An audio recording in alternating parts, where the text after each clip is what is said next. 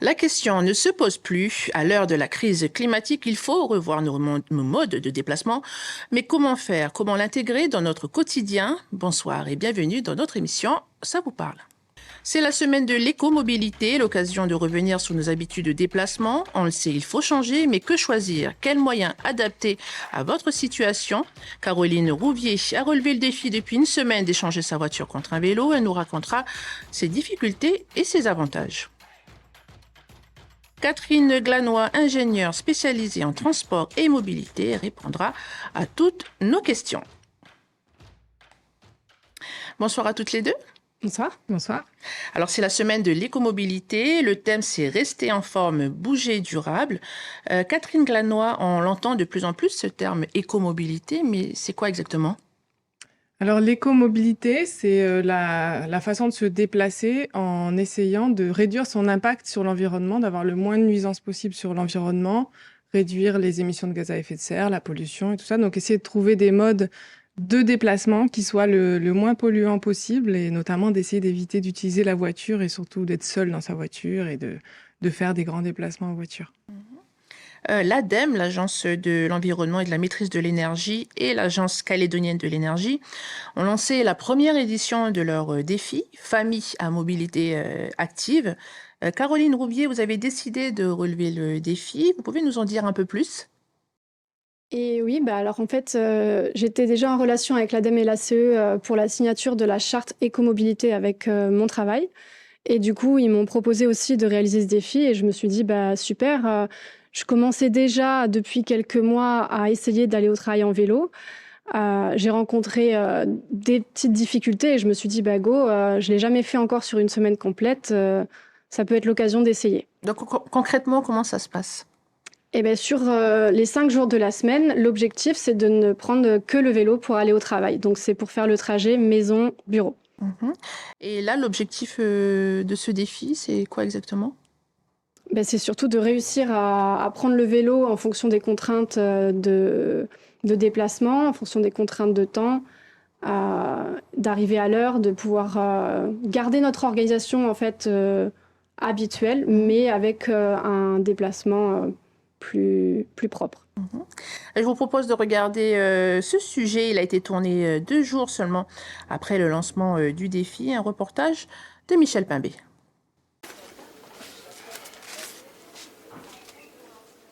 Fin de journée pour Caroline. Pour rentrer chez elle, pas de voiture, mais un VAE, vélo à assistance électrique. C'est parti? Elle a décidé de se lancer dans le challenge organisé par l'ADEME, l'Agence de la transition écologique. Pendant 5 jours, elle doit se rendre au travail à vélo. Objectif, réduire son empreinte carbone. À CCI, on va pouvoir calculer notre bilan carbone. On s'est formé en interne pour pouvoir le calculer. Et ensuite, une fois qu'on aura bien toutes les données, l'objectif, ça va être de créer un plan d'action pour 2024 et pour pouvoir réduire encore plus notre empreinte carbone, mais pas que, avoir une démarche responsabilité sociétale et environnementale. Rouler à vélo reste dangereux. Ici, Caroline est obligée de partager la chaussée avec les automobilistes ou emprunter cette voie uniquement réservée aux néobus. Je reconnais que pour l'instant, il y a une grosse partie par le néobus, mais c'est parce qu'il n'y a pas de piste cyclable à côté. Donc pour l'instant, faut vraiment faire attention. On part du principe qu'on n'est pas prioritaire. J'essaye de ralentir et de laisser passer tout le monde à chaque intersection. Quand il y a des pistes cyclables, là c'est super. Sur Rivière-Salée, il y en a. Dans Ducos, il y en a quelques-unes. Au col de Nimbaud, par exemple, là, il n'y en a pas et c'est un petit peu plus dangereux. Donc après, j'essaye aussi d'être bien équipée. Un casque, un gilet, des lumières. Et j'espère que les infrastructures évolueront assez rapidement. En Nouvelle-Calédonie, le transport est le second secteur le plus émetteur de CO2, ce gaz à effet de serre, principal moteur du réchauffement climatique. C'est donc pour réduire cette empreinte carbone que l'ADEME a lancé le défi Famille à mobilité active.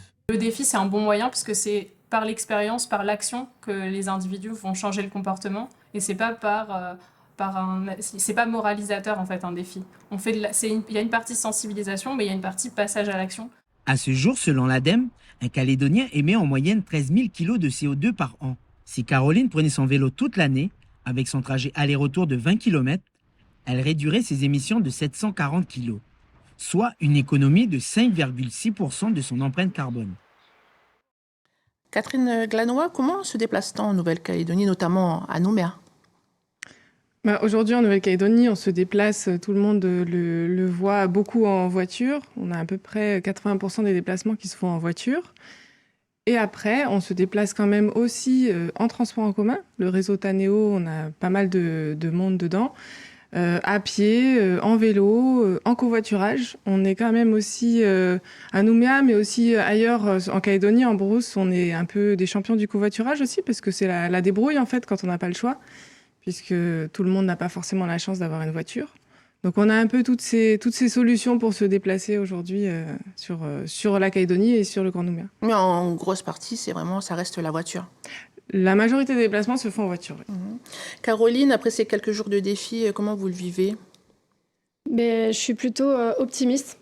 Vraiment, au final, c'est super, c'est une très bonne expérience. Je commence à motiver mes collègues, donc pour l'instant, c'est une réussite. Et pourquoi vous avez choisi de relever ce défi? Donc, c'est déjà dans une idée de déplacement plutôt propre. Donc, on s'est tourné d'abord dans un premier temps vers les véhicules électriques, ensuite vers le covoiturage. Et après, l'idée, étant donné qu'on est quand même obligé d'aller au travail tous les jours, donc là, on ne peut pas trop limiter ses déplacements. Donc après, il y a éventuellement la possibilité de venir en covoiturage ou en vélo. Et moi, j'avais envie de tester le vélo. En fait, dans votre quotidien, vous êtes déjà, vous, touché par cette question d'écomobilité, d'urgence climatique? Oui, c'est ça. Mon travail, c'est vraiment ce sur quoi je travaille en ce moment. C'est des valeurs qui sont importantes et dans tout ce qu'on fait, on essaye d'avoir cette approche environnementale, d'économie d'énergie renouvelable. Et donc, en fait, le fait de se déplacer moi-même en vélo, ça avait du sens d'aller dans cette donnée, sur cet axe, quoi. Voilà. Catherine Glanois, Caroline a choisi de relever le défi en échangeant la voiture contre le vélo. Mais par exemple, moi, j'ai 3 enfants. Comment je fais? Parce qu'avec le vélo, c'est pas possible. Alors oui, en fait, il y a plusieurs solutions différentes. Il y a le vélo, mais après, il y a aussi le transport en commun, le bus, le covoiturage. Et après, je pense qu'il faut se mettre dans une optique où là, le défi de Caroline, il est ambitieux, c'est d'utiliser le vélo tous les jours de la semaine.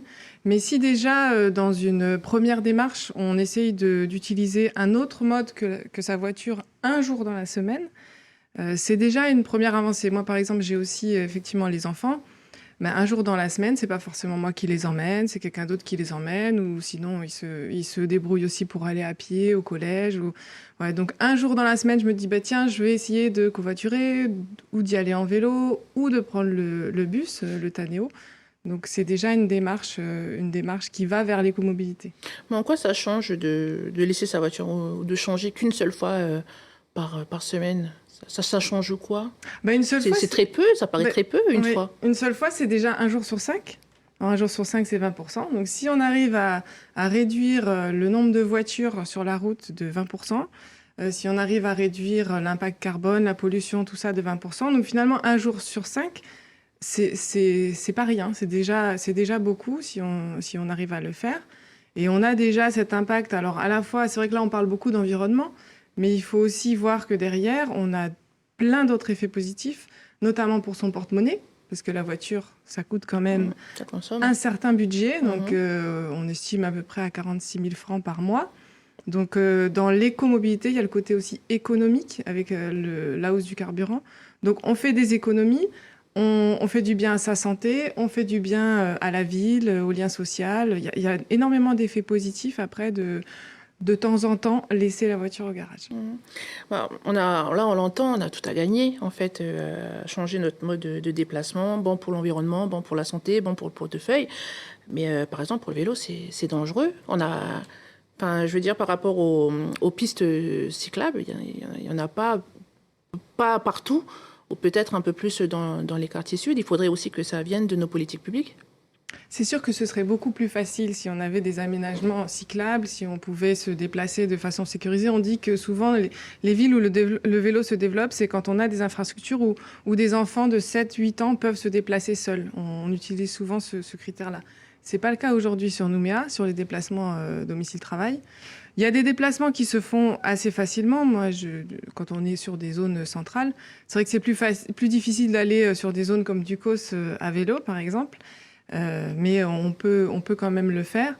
Et le mieux, ce serait d'avoir tous les aménagements qu'il faut pour le faire en toute sécurité.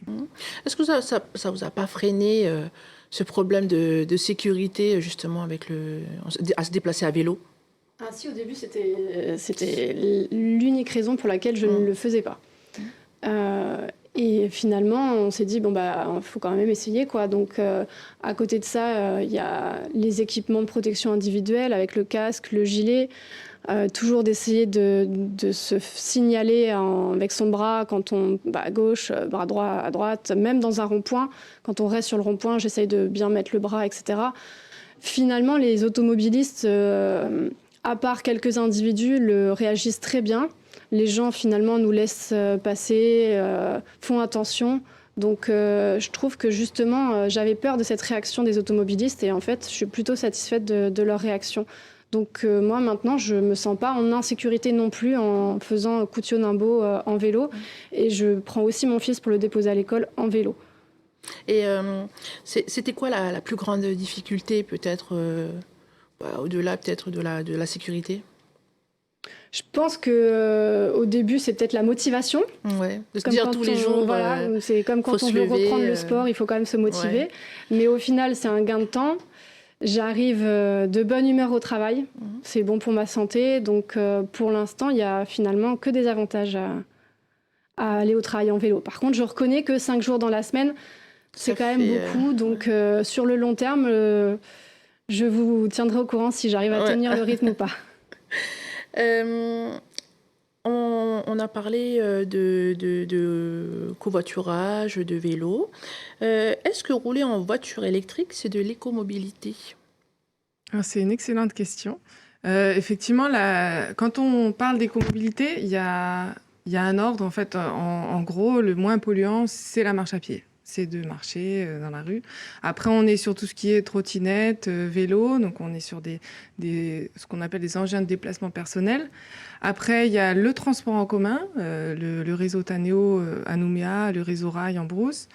Ensuite, le covoiturage. Et après, il y a l'usage de sa voiture. C'est-à-dire que l'intérêt, c'est d'essayer d'utiliser moins la voiture. Donc, c'est sûr que moi, j'aime bien la phrase du chercheur Aurélien Bigot qui dit que l'avenir de la voiture, c'est l'électrique, mais la voiture, ce n'est pas l'avenir de la mobilité. C'est-à-dire que la voiture électrique, c'est mieux que la voiture thermique, mais le mieux, c'est de les utiliser le moins possible. C'est-à-dire la voiture électrique, oui, mais il faut qu'elle soit partagée, qu'on en ait moins sur le territoire et qu'on ait un nouvel usage de cette voiture pour être quand même dans la sobriété. Donc oui, ça fait partie de l'écomobilité, mais c'est une des solutions qu'il faut combiner absolument avec toutes les autres solutions de mobilité, sinon on va dans le mur. Donc avoir que des voitures électriques, c'est pas une solution durable pour l'environnement. Non, ça ne marchera pas. Déjà, en plus, ça ne sera possible que dans un certain nombre d'années, le temps qu'on change toutes nos voitures en voitures électriques. Et puis, aujourd'hui, il ne faut surtout pas laisser tomber nos réseaux de transport, notre réseau Taneo, notamment sur le Grand Nouméa, les infrastructures cyclables. Et il ne faut pas se focaliser uniquement sur la voiture électrique. Elle ne sauvera pas la mobilité dans aucun pays du monde. Est-ce que pour vous, c'est quelque chose, Caroline, pardon, qui peut être intégré dans votre quotidien et comment vous allez le faire? Sur la voiture électrique? Plutôt par rapport avec le vélo, parce qu'avant, vous utilisez déjà le vélo. Là, c'est sur 5 jours. Vous avez vu à peu près ce que ça donne. Est-ce que c'est quelque chose qui sera pérenne?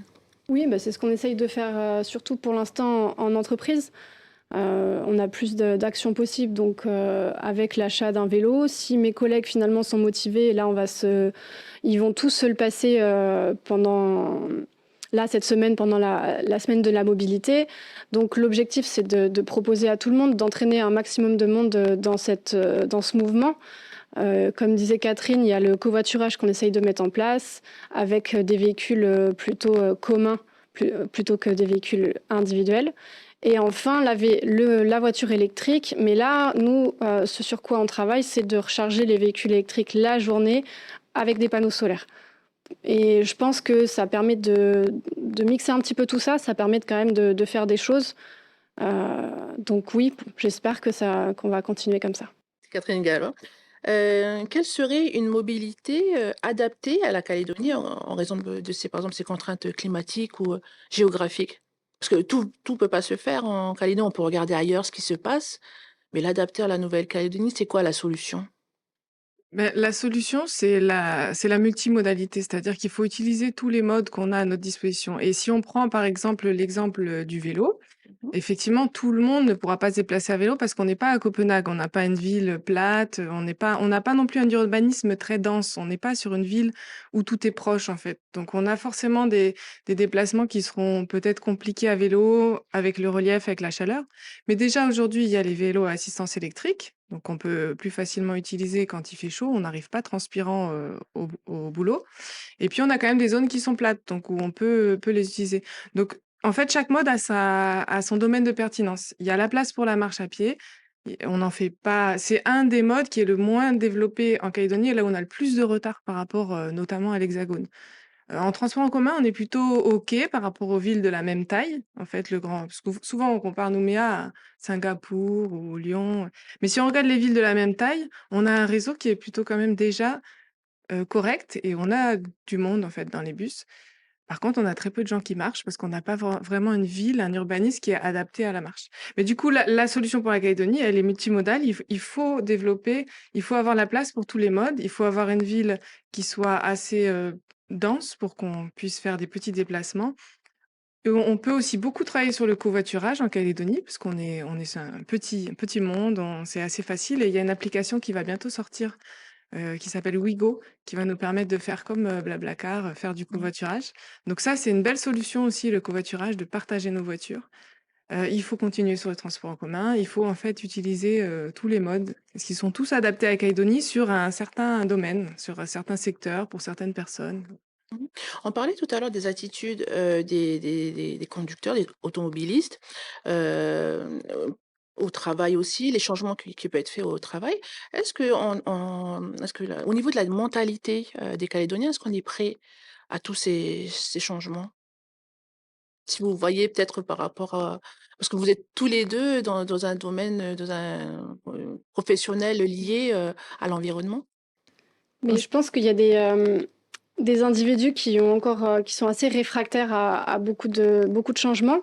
Donc oui, en effet, pour ces personnes-là, il y a beaucoup d'éducation à faire. Après, il y a quand même de plus en plus de gens qui finalement prennent conscience de l'importance des gestes à faire pour l'environnement, que ce soit des gestes au niveau de l'individu qu'au niveau collectif.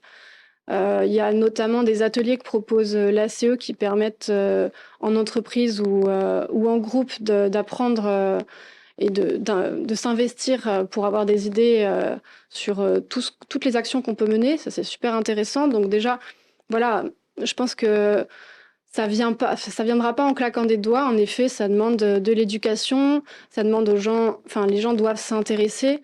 Et en fait, à partir du moment où on a compris pourquoi et on adapte surtout au territoire de la Nouvelle-Calédonie, parce que chaque solution ne peut pas s'adapter ici. À Mhm. partir de là, je pense que en tout cas, on est sur une belle voie en Calédonie pour le moment. Mhm. Catherine Galland, vous êtes d'accord?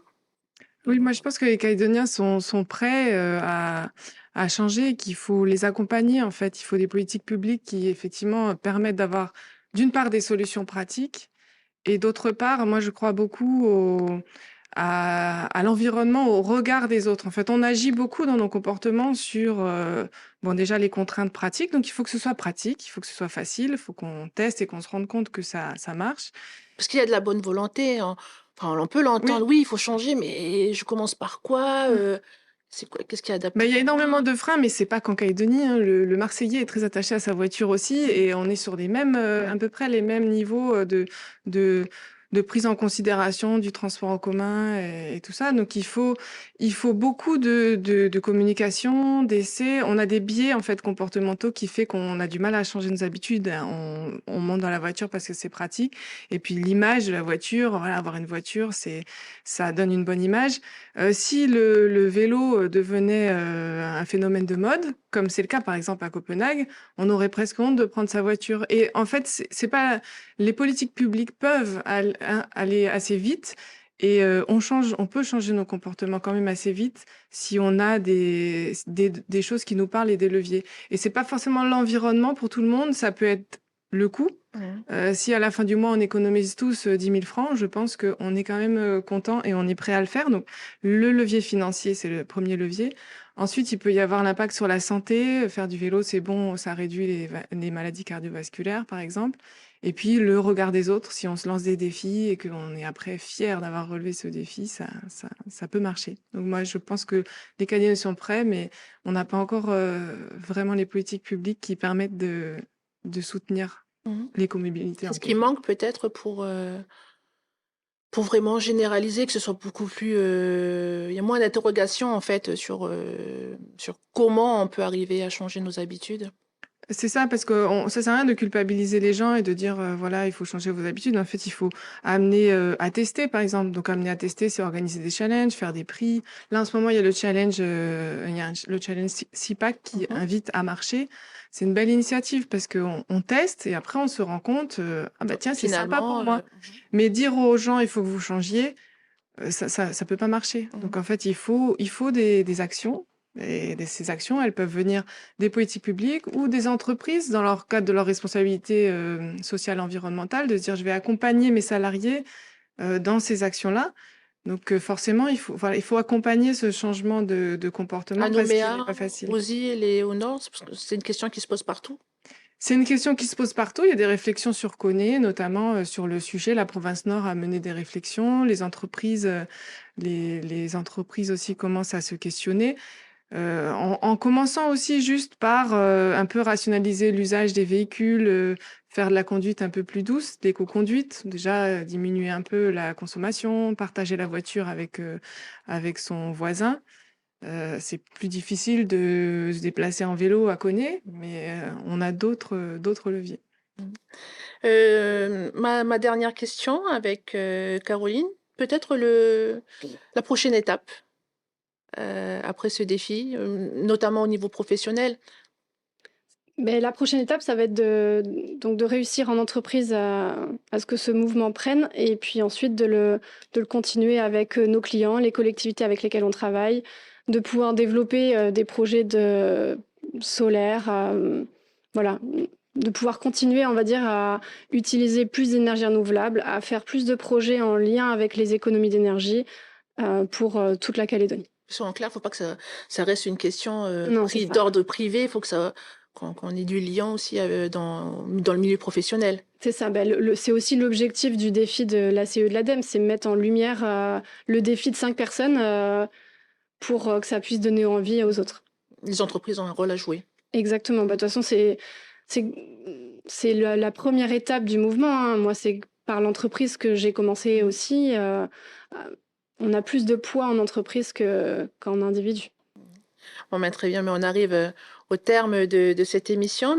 Merci Caroline Rouvier. Merci. Merci Catherine Glanois d'avoir accepté notre invitation. C'est une émission que vous pouvez retrouver sur caledonia.nc. Merci à vous de nous avoir suivis et excellente soirée.